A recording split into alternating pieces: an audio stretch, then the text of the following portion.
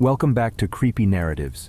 Tonight, gather around as we dive deep into a chilling story of childhood innocence, a mysterious game from the past, and the unexpected shadows that are called forth. What begins as a fun evening among friends quickly turns into a night of suspense. What happens when an old board game isn't just a game? And what if one of them isn't quite themselves anymore? Get your blankets, turn down the lights, and get ready for a tale that might just keep you up tonight. Let's begin. Jake, Lily, Ben, and Mia were more than just friends. They were like a close-knit family. Living on the same quiet, tree-lined street, they had grown up with countless shared memories of backyard adventures, birthday parties, and lazy afternoons. Their houses were old, filled with the kind of nooks and crannies that held untold stories of generations gone by. One gloomy Saturday, while they were exploring Jake's dusty attic as they often did, Jake stumbled upon something curious buried under old blankets and forgotten toys. It was an ancient-looking game board labeled Ouija. The board was black, adorned with faded letters and numbers. At the bottom, two simple words stood out: yes and no. Accompanying the board was a triangular-shaped piece of wood with a small window in its center, which Jake learned was called a planchette. The four friends exchanged glances. They had heard of this game, whispered tales of its mysterious nature. Their curiosity was piqued, and an idea began to form.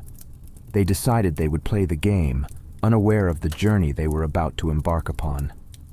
It was later that evening when Jake eagerly called up his friends, his voice trembling with a mix of excitement and apprehension. "You guys have to come over! I found this strange game in the attic!" he exclaimed. Without hesitation, Lily, Ben, and Mia rushed over to Jake's house, curious about this new discovery. The old wooden floor creaked as they settled into Jake's dimly lit living room, illuminated only by the soft glow of a single lamp. In the center of their tight circle sat the Ouija board, its worn surface seeming to hold a world of secrets. With wide eyes and bated breath, they all gingerly placed their fingertips on the planchette, the weight of the moment pressing down on them. Mia hesitated for a moment, then whispered, "Should we really do this?" But her curiosity got the better of her, and she joined in. Clearing his throat, Jake mustered the courage to ask the first question. "Is anyone there?"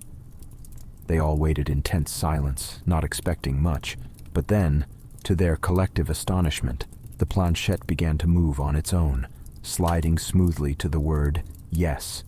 The room seemed to grow colder, and the friends exchanged uneasy glances, realizing they might not be alone. Ben's eyes darted from the board to Jake, a smirk forming on his lips. "Jake, you're trying to prank us, right? Are you moving it?" Jake's face was pale, and he shook his head vehemently. "No, I swear I'm not," he replied, his voice filled with genuine concern. The dim room seemed to press in on them, and the playful atmosphere that once filled it was rapidly replaced by a thick, uneasy tension. The board, which had seemed like a harmless game only moments before, now took on a more sinister aura. Mia's eyes widened, the shadows in the room making them look even larger. She wrapped her arms around herself, trying to find comfort in the gesture. "I don't like this," she whispered, glancing around as if expecting something to jump out. "Maybe we should stop. This doesn't feel right." Lily tried to speak confidently, but her voice wavered. "Come on, it's just a game, right?" But even she couldn't deny the creeping unease that settled over them. All four friends felt it, the weighty silence, the feeling of unseen eyes watching. The once familiar room now seemed filled with secrets and shadows. Lily, swallowing hard, leaned in closer to the board. "What's your name?" she asked, her voice just above a whisper. The planchette began to move, each glide deliberate and heavy. "SAM," it spelled out, stopping with an eerie precision. Mia's eyes widened in recognition. "Oh no," she whispered, her face turning pale. "I remember now. My grandma told me a story about a ghost named Sam. He used to live on our street a long time ago. People said weird things happened around him." The room seemed to respond to Mia's words. A chill descended, making the hairs on the back of their necks stand up. The once bright lights dimmed and flickered, casting odd shadows on the walls. A strange breeze danced around the room, making the curtains billow slightly, even though the windows were tightly shut. Ben, trying to laugh it off, said, "This can't be real, right? It's just our imagination." But the quiver in his voice betrayed his true feelings. The atmosphere became oppressive, heavy with a sense of dread. There was a sound, almost like a distant whisper, which made them all turn toward the entrance. Without warning, the front door slammed shut with a deafening bang, echoing throughout the house. It was as if an unseen force wanted to ensure no one left. Everyone jumped, their hearts racing. Jake, trying to stay brave for the group, quickly got up and approached the door. "It's just the wind," he muttered, though they all knew that couldn't be true. He grasped the doorknob, turning it with all his might, but it felt as if the door was glued in place. It simply wouldn't budge. Mia, clutching her arms to her chest, whispered, "What does Sam want from us?" They all looked at each other, fear evident in their eyes. They realized that what started as a harmless game had now turned into a night they would never forget. Ben's voice shook as he pointed to the board. "Look!" he exclaimed. Everyone's eyes were glued to the planchette as it moved with a will of its own, slowly spelling out the message, PLAYWITHME. Mia's eyes darted around the room, her anxiety clear. "Did you hear that?" she whispered. From somewhere upstairs, there was a faint sound of a child giggling, followed by the slow creaking of a rocking chair. Nobody was upstairs, and there was no rocking chair in Jake's house. Lily gulped, her fingers trembling. "And what's that noise?" From the kitchen, there came a soft tapping, like someone was knocking on the window, even though they were on the first floor and there were no trees or branches near the window. Jake, trying to calm everyone down, said, "Maybe it's just the wind making the house make noises." But then, from the hallway, they all heard the unmistakable sound of footsteps slowly approaching the room they were in. It was clear the footsteps weren't those of a living person. They sounded hollow and echoing. Ben, eyes wide, whispered, "It's Sam. He's here with us." The room went silent except for the eerie noises around the house, amplifying their rising fear. All they wanted was to leave, but the sealed door and Sam's presence kept them trapped in the chilling grip of the unknown. The heavy atmosphere in the room seemed to thicken with every second that passed.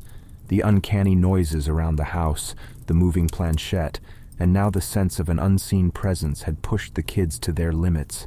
Their light-hearted game had turned into a real-life horror scenario. Mia's voice, shaky and hesitant, broke the silence. "We need to say goodbye to end the game," she whispered, recalling something she'd once heard about Ouija boards. But as she said this, her demeanor began to change. Her spine straightened, her eyes lost their earlier fear and took on a distant, glazed look. Then, slowly, the corners of her mouth curled into a creepy smile, totally out of place given their current situation. The transformation was swift and alarming. "End the game?" Mia's voice, now eerily calm and not quite her own, echoed through the room. "Why would we want to do that?" The smile on her face grew wider, more twisted, revealing an unnatural darkness within her. Her eyes, once filled with fear, now sparkled with malevolent glee. Ben, watching her with increasing alarm, stuttered, "Mia, are you okay?" Jake, who was closest to Mia, cautiously reached out to touch her shoulder. "Mia, snap out of it!" he pleaded. Lily, tears forming in her eyes, whispered, "What's happening to her? She's not herself." Mia's creepy smile persisted. "Maybe she's with me now," she intoned in a voice that was deep and throaty, so different from her usual tone. The room was filled with a tangible tension. The flickering lights cast eerie shadows on the walls, making Mia's transformed state even more terrifying. The other three kids shuffled backward, trying to put some distance between themselves and their once familiar friend.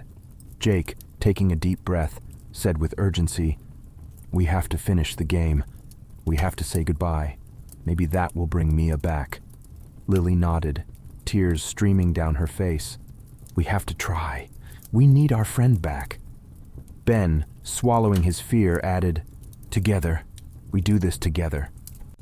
The three friends, hands shaking, placed their fingers back on the planchette, ready to confront whatever had taken over their friend and end the terrifying ordeal. With determination, the three of them placed their trembling fingers on the planchette.